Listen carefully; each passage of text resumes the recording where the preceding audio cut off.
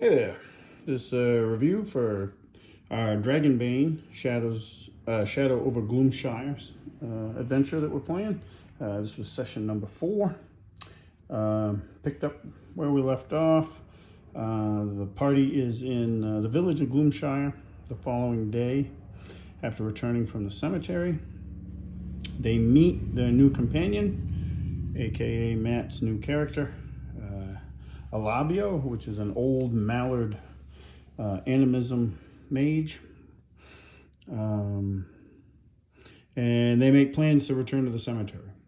Joining the party will be a host of NPCs. They'll have Maeve, who's a aspiring knight of the Order of the Blue Rose, and Victor, the Mallard Demon Hunter, which again, a Demon Hunter is a class that came in this adventure, along with the Paladin, and is also the narrative connection to Alabio coming into the party. And they also decide to bring Bellamy, the Elf Bard, although he's very eager to be an adventurer and join in. They also recognize that he's largely useless as far as that goes, but they decide that he'll make a good torch holder, which is true, he will, but not much of a combatant. They return to the cemetery without incident. They do notice that the mist that kind of covers the area, fog, has a greenish hue to it. But they make their way through the cemetery. They know where the temple is. Obviously, they've been there to the entrance of it anyway. So they come across, though, on their way, a figure that's trying to pull the arm off of a downed thrall. The thrall isn't moving. It appears to be dead.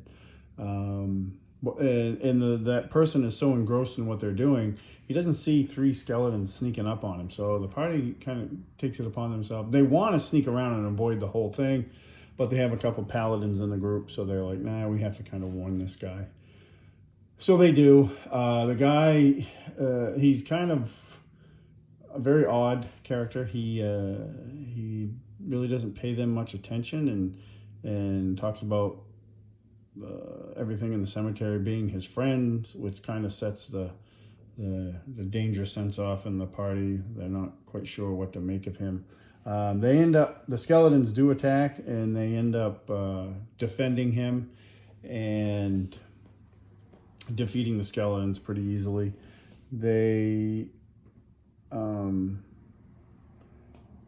talk to him a bit, and I don't think he ever came right out and said what his name was, but Maeve, I think, told him that she had a pretty good idea that this was a person known as Bones in town, and that he's not really well received in town. And they're really curious about what he's doing in the cemetery, and he's like collecting trinkets, and he actually offers to sell them stuff, and he produces a skeletal hand which is still moving, and they're really like put off by him. And one of the party members, and I want to say it was Tildren, rolled a really good like awareness to kind of try to get some insight into him, and I think he rolled a dragon. And with that in, I gave him the information that he's undead, like but he doesn't really give off a lot of the telltale signs of it. I mean, his flesh isn't rotting off or anything like that. He has this stench of death on his breath, but it's just really off-putting. So while the Erd is talking to him, Tildren takes it upon himself, being a demon hunter, to kind of like work his way behind Bones, and which he does. He even makes a sneak roll to see if he can do it nonchalantly, and which he does. And in turn, once he's in position, he stabs Bones in the back and uses his sneak attack ability or whatever he has. It did quite a bit of damage, and kills him. And they discover that he was undead, and they're not really sure what the story is. And again, Maeve gives him only knows a little bit, because she's only been in town maybe a week or two longer than the player characters have. So she just tells him that he's not well received in town. They search him, and Tildren takes that skeletal hand, and they find a book called The Grammar of Dragon Tongue, and that was a random treasure from the treasure cards that are in the box set. So they keep that, and they move along, and they make their way back to the Temple of the Blue Rose. They go in. When they get to the front doors, there's these two double doors, the copper oxidized doors. They can see that the fog, this greenish fog, is actually kind of billowing out from beneath the door. They go in. There is a door straight ahead, a gate to the right, and another door to the left. And they did see movement again in the bell tower, and they think there's a winged horror up there. But also, the walls and floor of this little entrance area are covered with like living tendrils, and stuck up in like the corner of the ceiling and the wall is a villager, and he basically tells them not to go any further and just to kill him. Like, he's in agony, and I think they do put him out of his misery. I think they did. Maybe the guys will jump in and correct me. I think they did. But I kind of described it as a scene from like Aliens, when they find some of the colonial marines that have been captured, taken, and they're in I don't know, I might not have been colonial marines, whatever, colonists, whoever they were, just begging for death as they were entombed there with the alien stuff. But yeah. So they decide they can see a stairwell on the other side of this gate to the right, and that apparently piques their interest. The gate is locked, and Tildren decides he's going to try to pick the lock. So in the adventure, they give you this really good, well-written adventure, but they talk about the lock can be picked.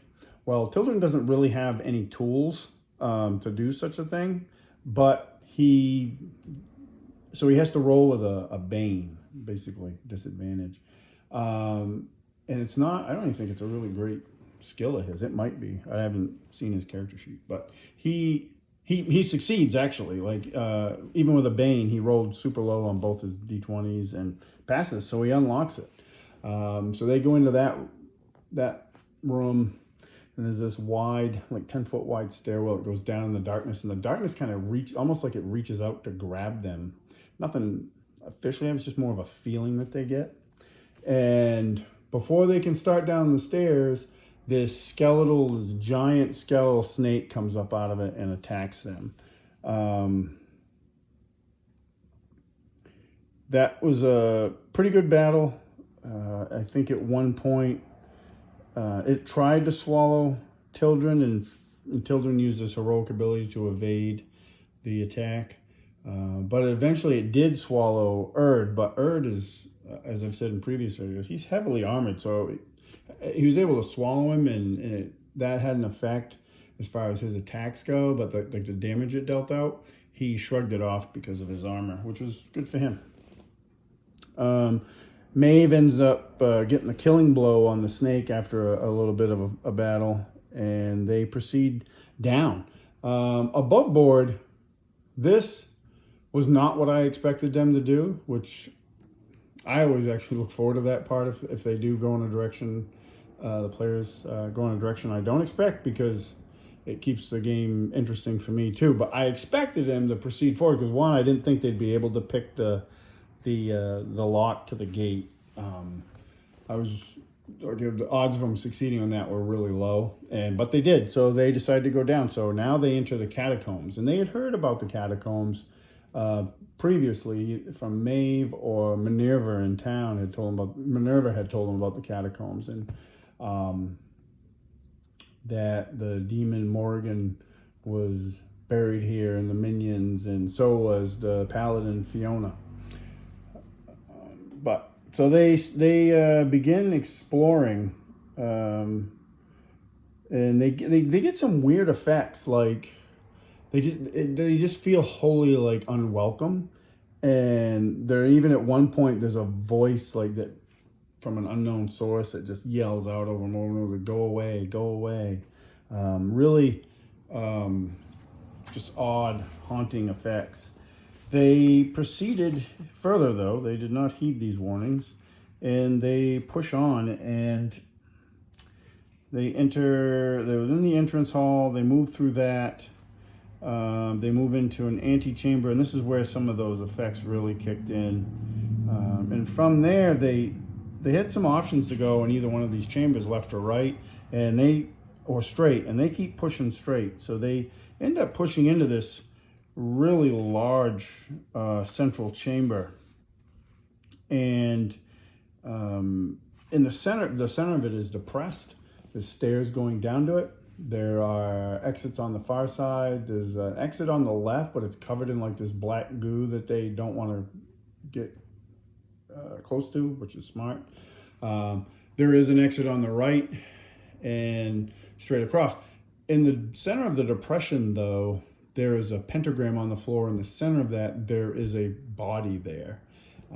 So they end up kind of splitting up and going around this depression to get to the far side. There's two statues there on either side of that exit. One is a female with a rose, holding a sword with a rose on the hilt, which they rightly guess is a statue of Fiona. And then the other one is kind of the polar opposite, and it's a wicked looking knight, and there's a crow on his hilt, and they don't know the name, but that they deduce is probably the person that created the new order from the Temple of the Blue Rose, from that order of paladins that were evil, and the one that summoned Morrigan, the demon. They explore a bit of that, and then Alabio goes down to investigate the body. And when he does, a winged horror comes down from the ceiling and lands there, and he basically gets attacked. So, again, winged horrors are monsters, so there's no rolling to hit. They automatically hit. There's what you can evade their attacks if you've not used your action, or you have, like Tilden does, a heroic ability that allows them to spend willpower points to do it. This was a really tough fight. The winged horrors are from this book, and they are no joke. They're pretty tough. They have some pretty good attacks. Alabio actually, in the course of the fight, goes down to 0 hit points. Thankfully, he did not die. He either made all of his saves, or the combat ran out and the party was able to bandage him up, because that was one of the things they did do when they were in town, is they bought bandages so they could do that healing without a bane on their roll. So I can't remember which way that worked, but he lived, so which was a good thing. It was a tough fight, though, and they ultimately defeat the winged horror. Everybody took maybe a little bit of damage. Erd's proven really hard to hurt. I mean, I have hurt him a bunch, and he has been way down in hit points, but with him, it's a battle of attrition because of his armor, which is great. It's not a complaint on my part, because stuff does a lot of damage in Dragonbane. So if you find a way to thwart that, good on you, because that's important. But they do defeat the winged horror.